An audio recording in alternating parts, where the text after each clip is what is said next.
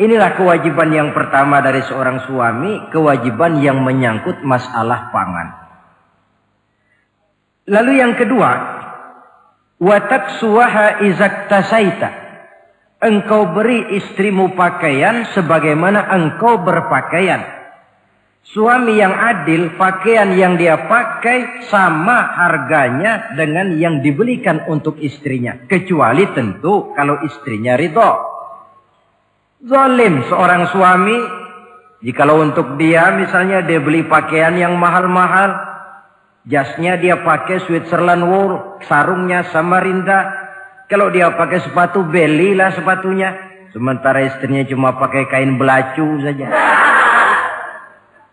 Kenapa mesti begitu? Sebab, saudara hadirin, istri kita sebenarnya adalah bagian daripada hidup kita. Baik dia dilihat orang, baik juga kita disebut orang. Jelek dia dipandang orang, tentu jelek juga nama kita disebut orang. Apalagi hidup bermasyarakat, kadang-kadang mulut usil itu kan sudah banyak macam ragamnya. Itu siapa sih perempuan yang jalan? Kenapa? Itu pakaian yang tidak dipakai sih tidak mahal, cuma pakaiannya serasi, pantas, enak dilihat. Oh, terang saja dia kan istrinya si Miun. Nah, Miun yang sedang tidur barangkali tidak tahu apa-apa mendapat sebutan baik. Cobalah kalau istri kita semaunya saja, orang akan bilang, ah itu perempuan, kenapa? Saya gerah ngelihatnya. Mau ke pasar cuma pakai kutang saja. Tentu suami pun akan mendapat sebutan yang tidak baik. Cuma sang istri kalau sudah dibelikan pakaian oleh suami, termasuk alat-alat kecantikan di dalamnya, pakaian itu tentu dipakai niat pertama adalah untuk menyenangkan hati suami. Seorang istri yang memakai bedak untuk menyenangkan suami, misalnya tiap polesan bedak ada pahalanya. Dia pakai lipstik untuk menyenangkan hati suaminya, tiap goresan lipstik ada pahalanya, bernilai ibadah. Ini kewajiban yang kedua. Yang ketiga, wala tadribil wajha. Kalau marah, jangan memukul muka. Maksudnya apa ini? Kewajiban memberikan perlindungan. Sehingga si istri merasa ada tempat dia mengadu. Ada tempat dia melarikan persoalan. Ada tempat dia bergantung. Kalau marah jangan memukul muka. Dan memukul itu pun upaya terakhir. Kalau tidak bisa dengan kata yang lemah lembut, agak sedikit keras katanya. Kalau dengan kata yang keras tidak juga bisa pisah tempat tidur. Kalau memang tidak bisa juga dengan pukulan yang tujuannya bukan untuk menyakiti, tetapi untuk mendidik. Allah tadribal wajha.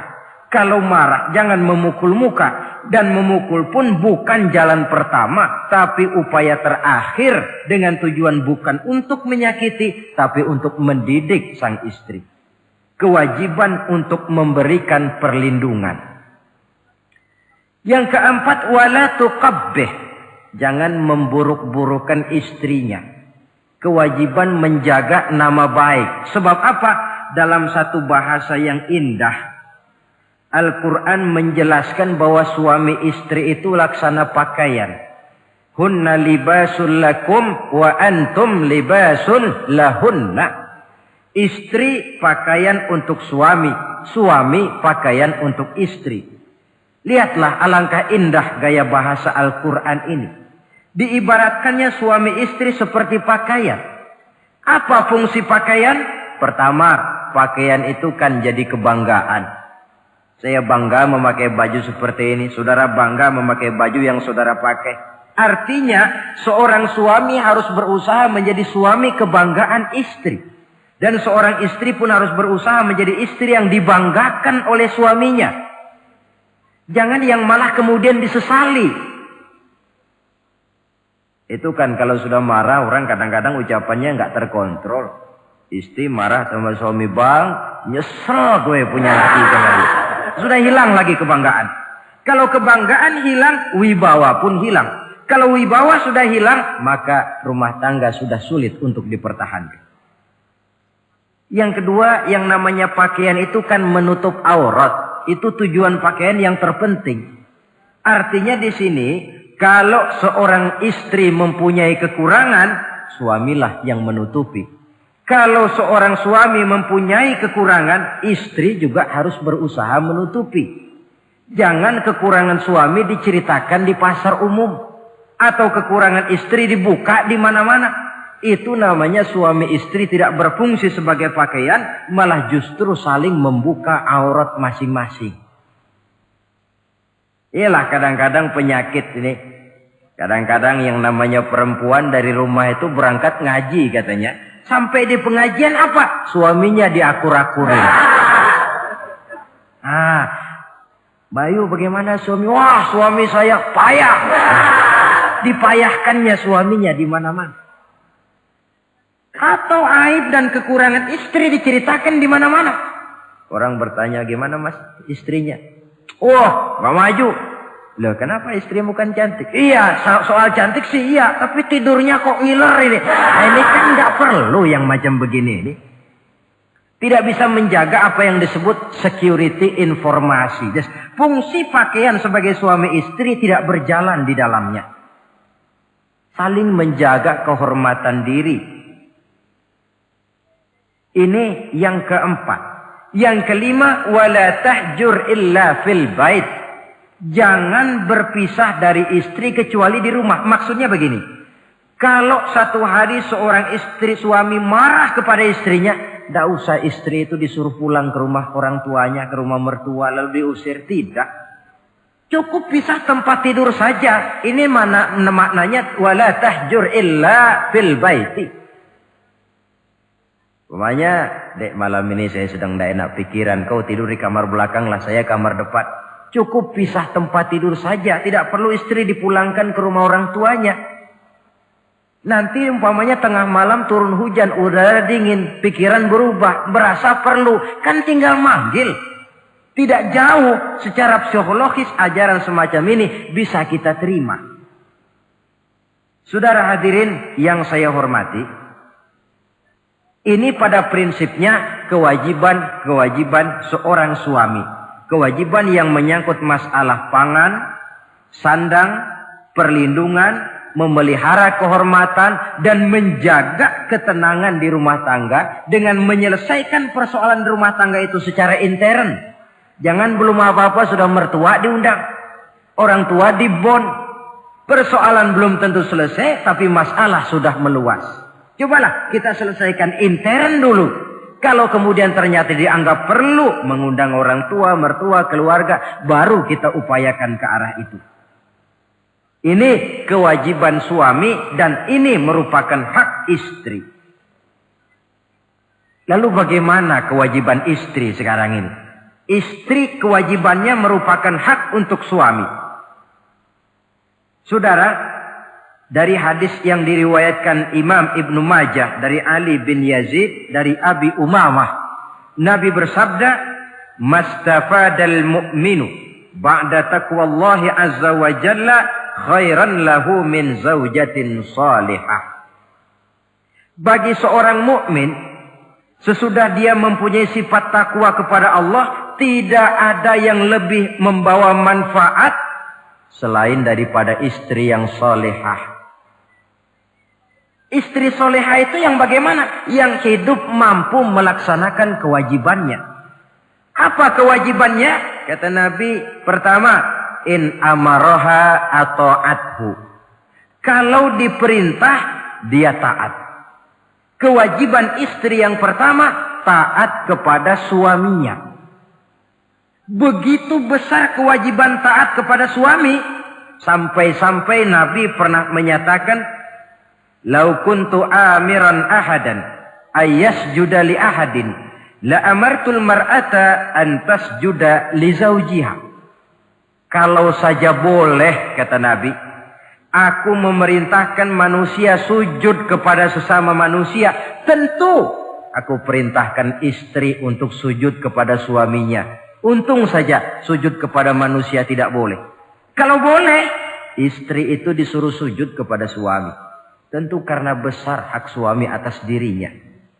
Yang kedua, ibadah sunnah tidak mendapat izin suami juga bukan saja tidak berpahala, malah berdosa. Umpamanya pengantin baru, si istri kebetulan santri, malam minggu pesta, besoknya hari Senin, si istri sudah kadang biasa hidup sebagai santri, hari Senin puasa sunnah. Dia bilang sama suaminya, "Bang, besok saya mau puasa sunnah nih, hari Senin." Kata suaminya, "Kalau kau puasa juga kau kejam. Lalu kau puasa aku disuruh ngapain?" Tidak diizinkan oleh suami, dia puasa juga. Bukan saja tidak mendapat pahala, malah berdosa. Sampai amalan yang sunnah pun tidak diizinkan oleh suami, berdosa. Apalagi amalan yang mubah. Apalagi amalan yang tidak ada dasar hukumnya, perintahnya. Sepanjang perintah suami tidak untuk maksiat kepada Allah, istri wajib untuk taat. Dalam hadis lain kita temukan Nabi bersabda, "Idza da'a ar-rajulu imra'atahu ila firashihi." Kalau seorang suami memanggil istrinya ke tempat tidur. Ini bahasa kinayah. Manggil ke tempat tidur kan tentu enggak perlu penjelasan. Masa mau nyambal di tempat tidur kan enggak. Fa'abat. Si istri tidak mau. Lantaran istri tidak mau, suami jengkel. Fabata ghadbana 'alaiha. Sampai dalam jengkelnya tidur. La'anat hal malaikatu hatta tusbiha. Istri macam itu dilaknat, dikutuk oleh malaikat sampai datang waktu pagi. Kewajiban untuk taat. Namun sebaliknya, seorang suami pun jangan mentang-mentang istri wajib taat lalu overacting. Segalanya main tunjuk, segalanya main komando, segalanya main perintah. Sebab contoh yang diberikan oleh Rasul tidak begitu. Rasul kita baca dalam sejarah menjahit bajunya sendiri, memperbaiki kasutnya sendiri. Artinya yang bisa ya dikerjakan tanpa harus menggantungkan semuanya kepada sang istri. Kewajiban untuk taat. Nah, penutup tentang taat ini ada sebuah hadis pula di mana baginda Nabi bersabda, "Ayyumam ra'atin matat wa zawjuha anha radin dakhalatil jannah." Kalau seorang perempuan meninggal dunia, suaminya ridho kepadanya, maka perempuan itu akan masuk surga. Artinya, kalau seorang istri meninggal, ya dia tukang ngaji, ya tukang sholat, ya suka puasa, ya gemar sedekah, tapi meninggal suaminya tidak ridho, pintu surga belum dibukakan sampai suaminya ridho kepadanya. Ini menggambarkan tentang besarnya kewajiban taat seorang istri kepada suaminya. Ini kewajiban pertama. Lalu kewajiban yang kedua kata Nabi, wa in nazara ilaiha sarrathu. Kalau dipandang oleh suaminya, dia pandai menggembirakan, menyenangkan hati suaminya. Menjadi istri yang pandai menyenangkan hati suami. Siapa contohnya? Kita lihat misalnya istri Nabi, di antaranya Sayyidatuna Khadijah radhiyallahu anha. Ketika Nabi pertama kali menerima wahyu berhadapan dengan malaikat Jibril, beliau kembali ke rumah dengan tubuh gemetar. Setibanya di rumah beliau berkata, "Zammiluni ya Khadijah." "Khadijah, selimuti saya." "Kenapa bang?" "Barusan datang malaikat Jibril, dia katakan begini-begini, saya khawatir Khadijah." Khadijah tahu suaminya sedang gelisah. Sebagai istri yang bijak beliau tampil, apa katanya? "Kalla ma yukhzikallahu abada." Tidak apa-apa bang, jangan khawatir, Allah tidak akan menyusahkan abang buat selamanya. Ini istri yang pandai menyenangkan hati suami. Suami pulang dagang dari pasar, rugi. Istri tampil. Itulah bang, romantikanya dagang. Masa selamanya saja untung sekali-sekali lah rugi.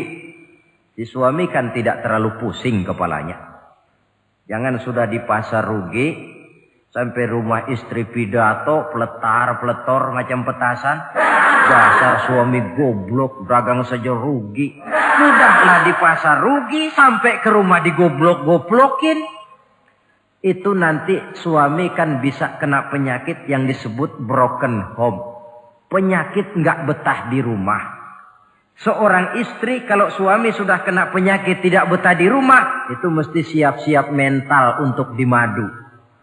Nah, jadi kalau tidak dimadu bagaimana? Berusaha bikin betah suami di rumah. Suami pulang kantor jam 2, setengah 2 dandan, kalau perlu setel habis. Kalau perlu, kelihatan suami akan datang, bukakan pintu, sambut dengan senyum. Apalagi kalau senyumnya Pepsodent. Saya kira suami bagaimanapun lelahnya, peras keringat, banting tulang, pulang mencari nafkah. Kalau kembali di rumah disambut dengan senyum, hilang capeknya. Tapi bayangkan, sudahlah di kantor capek, peras keringat, banting tulang. Sampai pula di rumah yang nyambut cuka sama kukusan. Udah asem, monyong. Suami mana yang kerasan tinggal di rumah? Menjadi istri yang pandai menggembirakan, menyenangkan hati suaminya. Bahkan diizinkan bohong untuk menyenangkan hati suami. Umpamanya, suami kebetulan habis obyeknya gol. Karena ingin menyenangkan istri, mampir di pasar beli kain batik. Si suami tidak tahu bagaimana kain batik yang bagus, beli saja sembarangan. Sudah kainnya kasar, warnanya norak, harganya yang mestinya murah jadi mahal. Dibawa pakaian itu pulang. Istri lihat dan tahu kalau ini batik jelek, norak, kasar, harganya pun murah. Tapi dia ingin menyenangkan hati suaminya. Suaminya tanya, bagaimana dek kain batik ini? Waduh bang, bagus betul kain ini. Pinter benar abang milih warna ini. Emang yang kayak begini ini bang, coba lihat tetangga kita mana ada yang pakai kain kayak begini. Ya memang gak ada, jelek. Suami senang tentu. Lalu kain itu oleh istrinya, ngaji dipakai, keundangan dipakai, tidur dipakai, masak dipakai, nyuci pun dipakai. Suami makin bangga, wah kain yang saya beliin dipakai terus ini. Lain pula istrinya, dalam hati dia berpikir, biarin deh gue pakai terus biar cepat hancur, nggak ada urusan. Coba kalau waktu itu si istri jujur, dasar laki goblok, beli kain kayak begini, sono pulangin. Nah, mungkin suami yang sudah payah-payah mau menyenangkan hati istrinya malah berbalik pikirannya. Saudara hadirin, ini kelihatannya penting untuk menjaga suasana keharmonisan di dalam kehidupan berumah tangga. Begitu pula pengertian seorang suami. Rasul pernah pulang dari masjid agak larut malam, rupanya banyak orang bertanya. Ketuk pintu, assalamualaikum. Sampai 3 kali tidak dibukakan pintu. Rupanya Aisyah lelap benar tidurnya. Rasul sadar beliau pulang kemalaman. Dan tahu istrinya capek bekerja di waktu siang. Ashraful Anbiya wal Mursalin ini menghormati istrinya. Salam 3 kali tak dibukakan pintu, bukan marah, malah gelar sorban di depan pintu. Di situ beliau tidur. Tengah malam Aisyah mau sholat, buka pintu, terkejut lihat suaminya tidur di depan pintu. Dibangunkan, begitu dibangunkan Rasul lebih dahulu berkata, Aisyah, maafkan saya pulang terlambat memang sebab banyak yang bertanya di masjid. Sudahlah tidur di depan pintu, begitu dibukakan, beliau dulu yang minta maaf. Sulit jadi suami semacam ini. Yang enak kalau sudah nggak dibukain pintu, istri kepulesan, lalu sekali buka pintu, kan yang enak kita tunjuk jidatnya, lo tidur kayak tembok ya. Saudara hadirin, menjadi istri yang pandai menyenangkan hati suaminya. Sebab tidak ada seorang suami bisa sukses baik di medan tugas, di masyarakat, di kantor, di toko, di tempat manapun, kalau tidak ditunjang oleh peran serta dari para istrinya. Karena itulah perempuan walaupun peranannya tidak begitu kelihatan, sebenarnya sangat menentukan. Seorang suami yang jujur, polos, lugu, sederhana, sanggup menjadi koruptor ulung karena didorong-dorong oleh istrinya. Merangsang ketamakan suami. Istri dibakar oleh tetangganya. Bang, kenapa? Kau kan di kantor kepala bagian. Lalu, tangga kita pegawai kecil saja bang. Tapi coba lihat istrinya kalau pakai gelang kayak pelek beca bang gelangnya. Kau kepala bagian gak bisa beliin saya macam gitu. Kepala bagian goblok. Lalu bagaimana Bu? Gaji saya kan sudah jelas segitu. Iya, kamu kan kepala bagian. Apaan? Kayak di kantor sabet. Kalau sudah main sabut-sabutan begini, sudah merangsang suami untuk berbuat yang tidak baik. Kecil, tidak begitu kelihatan, tapi sangat menentukan. Istri yang soleh, yang bisa melaksanakan kewajibannya, yaitu pandai menyenangkan hati suaminya. Ini kewajiban istri yang kedua. Yang ketiga, wa in aqsama alaihi abarrathu. Kalau suami memberikan sesuatu, dia pandai berbakti. Menjadi istri yang pandai bersyukur kepada suami. Kita ingat ketika pulang Mi'raj kan Rasul bercerita. Saya dalam perjalanan itu diperlihatkan neraka, kata Rasul. Saya lihat kok isinya kok lebih banyak perempuan daripada laki-laki. Nah, sahabat heran, ya Rasul, lebih banyak perempuan? Iya. Apa mereka tidak sholat? Sholat. Apa mereka tidak pernah hadir di majelis taklim? Oh, rajinan dia sama suaminya. Ada apa? Tidak pernah baca Quran? Rajin. Lalu kenapa kok isinya kebagian besar perempuan? Rasul menjawab, hunna yakfurnal ashir. Mereka umumnya tidak pandai bersyukur kepada suaminya. Hujan panas setahun dibalas dengan hujan sehari. Kalau suaminya sedikit salah sudah kehilangan pertimbangan. Tertutup seluruh kebaikannya. Yang kelihatan cuma salahnya saja. Maka sebaiknya di dalam hidup berumah tangga, baik suami maupun istri itu masing-masing sedia timbangan. Kalau satu saat suami salah, istri ambil timbangan. Timbang. Suami saya salahnya ini, jasanya ini. Bertahun-tahun dia hidup mencari nafkah buat saya, membelikan pakaian untuk saya, mencarikan makan untuk saya. Salahnya ini. Timbang mana lebih banyak salahnya atau benarnya. Dengan demikian kita akan bisa menghasilkan keputusan objektif. Giliran istri yang salah, suami yang ambil timbangan, ukur mana lebih banyak, baiknya atau salahnya. Kalau tiap kita masing-masing punya timbangan, insya Allah nilai-nilai objektif dari suatu pertimbangan akan bisa kita temukan dalam mengambil keputusan. Istri yang pandai berbakti membalas budi daripada suaminya.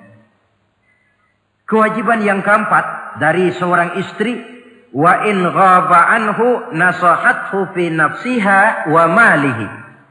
Kalau suami tidak ada di rumah, dia pandai menjaga kehormatan dirinya dan pandai menjaga harta suaminya. Tidak mencari kesempatan dalam kesempitan. Suami lembur, istri ngompreng. Dan pandai menjaga harta suaminya. Nah, coba lihat. Kalau seorang suami ada uang di kantongnya 100 rupiah.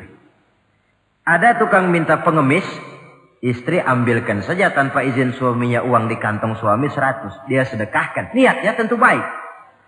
Si istri dapat dosa, si suami dapat pahala. Perbuatan sedekahnya itu betul, tapi mengambil uang tanpa izin suami itu yang salah. Dan ternyata salah itu lebih besar daripada pahala yang dia lakukan lantaran bersedekah itu. Kalau ini terwujud, maka suasana saling mempercayai akan tumbuh.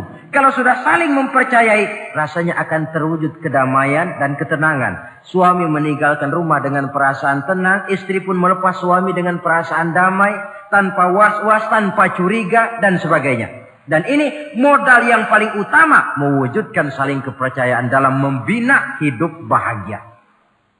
Saudara, jadi dengan demikian, kewajiban suami dan kewajiban istri yang merupakan bagian tidak terpisahkan dari bagaimana membina rumah tangga berdasarkan tuntunan agama merupakan hal yang dicontohkan oleh Nabi kita Muhammad sallallahu alaihi wasallam.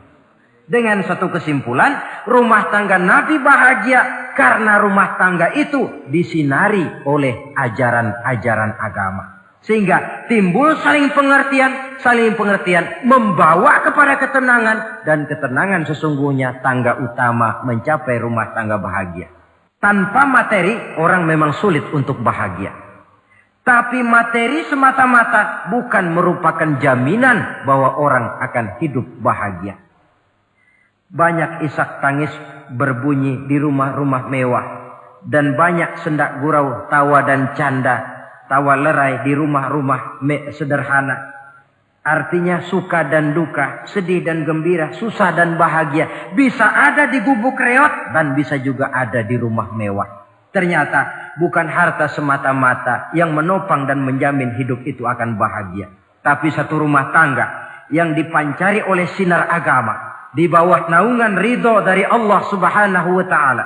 Si istri taat melaksanakan ajaran agama, suami taat, lalu anak-anak pun hidup dalam suasana yang religius. Dari sana tumbuh pancaran sinar keagamaan.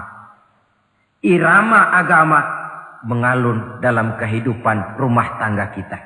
Berfungsilah dengan demikian rumah tangga sebagai tempat di mana kita mengamalkan ajaran agama kita.